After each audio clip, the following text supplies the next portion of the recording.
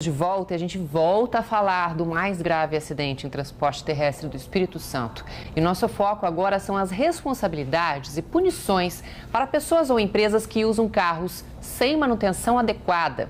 Negligência é crime? E que tipo de crime? Os meus convidados são o especialista em trânsito e ex-superintendente da PRF, Jomar Oliveira Pinto, e o advogado Eduardo Salles. Bom dia. Obrigada pela presença aqui no Fala Amanhã. Obrigado.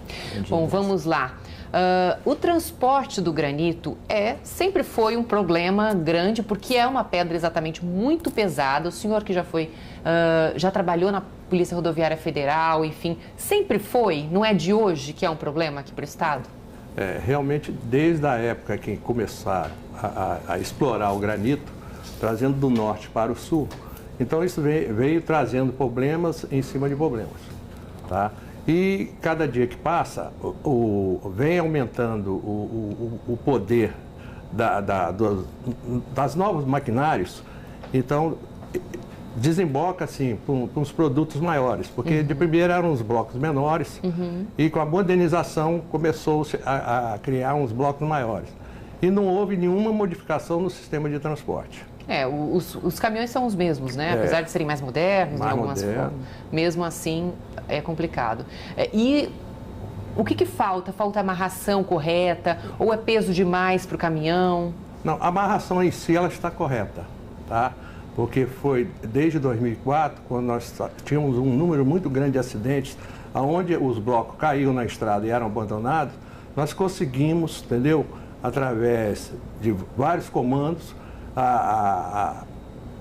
procurar melhorar. Houve uma reunião entre nós, o Cindy Rocha e o antigo DNR, o DENIT, e ali ficou tratado que seriam, entendeu, os veículos adequados a esse tipo de carga, através de uma inspeção veicular, aonde esse travamento, caso viesse a acontecer, o caminhão também iria junto e não deixaria o bloco no meio da pista. E isso acontece até hoje, esse tipo de fiscalização? Eu não posso dizer assim, mas eu creio que a inspeção veicular deve continuar com a modernização dos carros e tudo.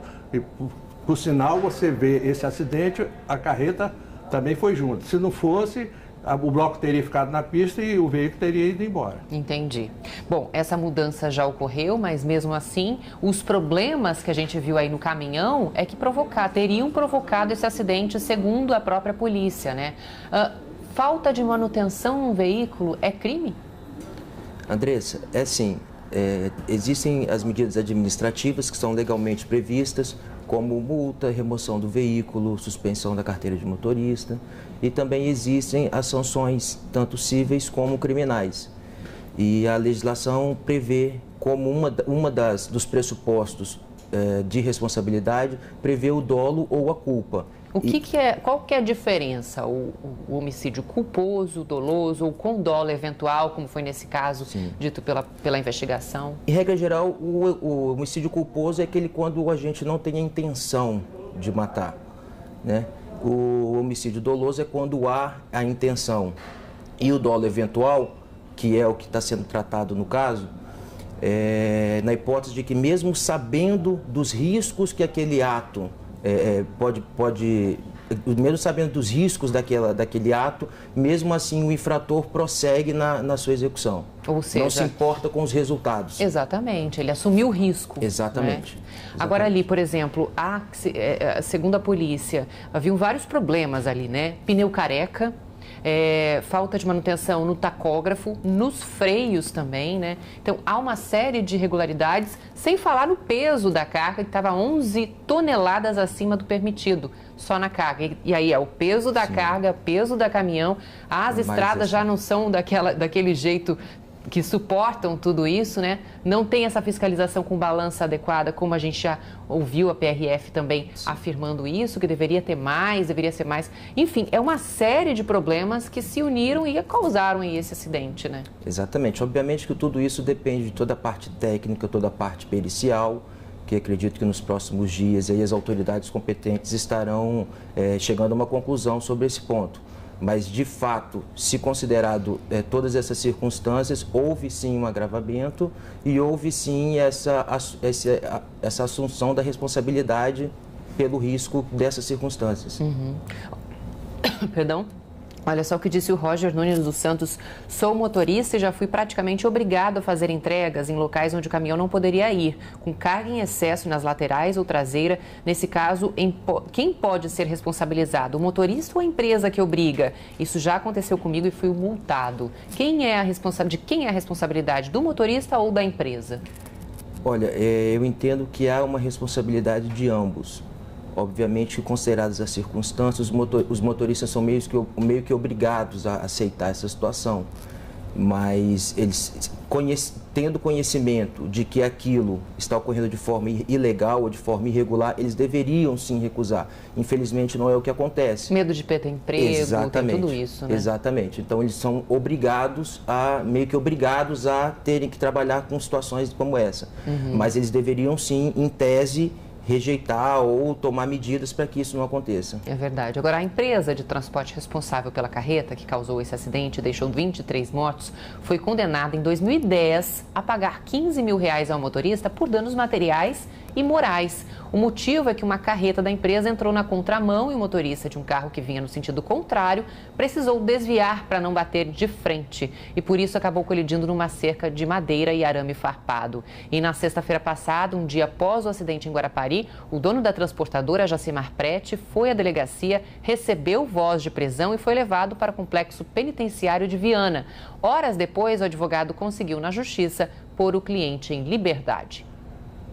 O senhor delegado de polícia, no momento em que o Jacimar foi lá, espontaneamente na delegacia, a fim de ajudar para estudar os fatos e também para tentar liberar o corpo do motorista da empresa dele, o delegado simplesmente disse para ele que ele estava preso, deu ordem de prisão em flagrante, de um flagrante que não existia, né? O crime tinha acontecido, o fato tinha acontecido um dia antes e ele, então, foi lá espontaneamente, não era acusado de nada, não participou diretamente do evento e o delegado, então, naquele momento deu voz de prisão para ele e disse que ele estava preso. Não estou querendo questionar o trabalho da polícia, ao contrário, acho que a polícia tem que trabalhar, investigar, apurar fatos, né? O fato é muito grave, morreram pessoas, né? Isso foi muito sério, foi muito trágico, pessoas morreram incendiadas, né? Então acho que esse fato tem que ser bem elucidado. Só que a prisão, ela foi muito precipitada e o juiz competente foi o juiz de plantão, a juíza, né? No caso de Conha. E ela, ao verificar que não existia realmente prisão em flagrante, que a prisão estava incorreta, ela fez aquilo que é mais justo, né? Ela pôs imediatamente ele em liberdade. Essa é a defesa, então, do senhor que foi preso, né? Ele era dono da empresa aí. O senhor concorda com essa versão e com a justificativa da juíza de soltá-lo? Andressa, a legislação determina que toda prisão antes de uma sentença condenatória é considerada provisória. Portanto, a depender da fase do processo judicial ou do próprio inquérito policial, alguns requisitos são exigidos para que se mantenha uma prisão. No caso, a princípio na sexta-feira, pelo que foi divulgado, foi decretada uma prisão em flagrante.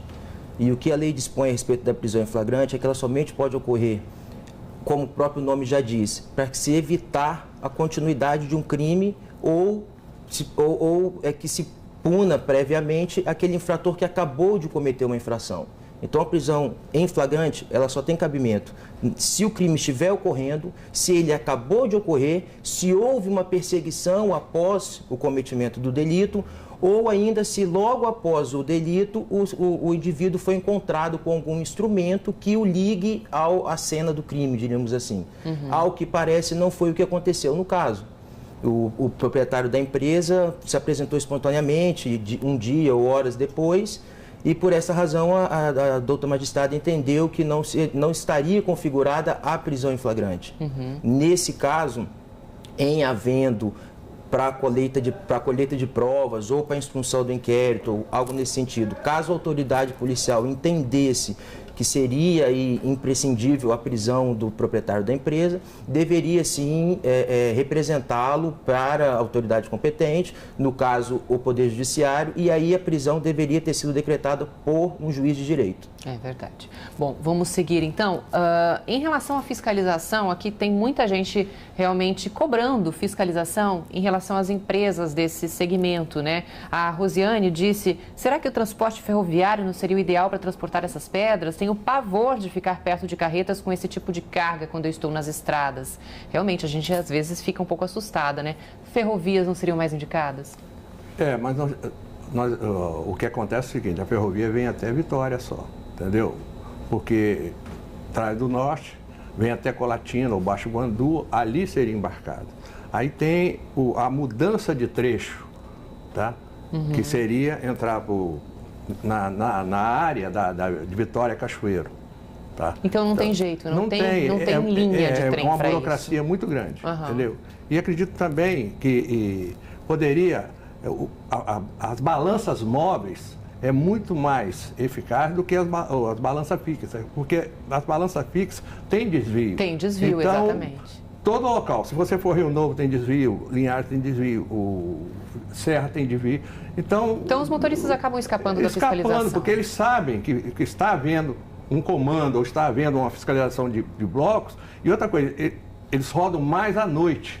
De dia você não vê caminhão carregando pedra. Então a noite toda é uma grande quantidade de carretas carregando pedra. É um problema grave que nós temos aqui no estado, todo mundo já sabe disso, todo mundo está comentando realmente sobre essa falta de manutenção, excesso de peso, excesso de carga, falta de uma outra forma de carregar essas pedras de granito, que são uma riqueza do nosso estado, sem dúvida nenhuma, né? Mas que isso precisa realmente ser alterado, ter uma solução melhor.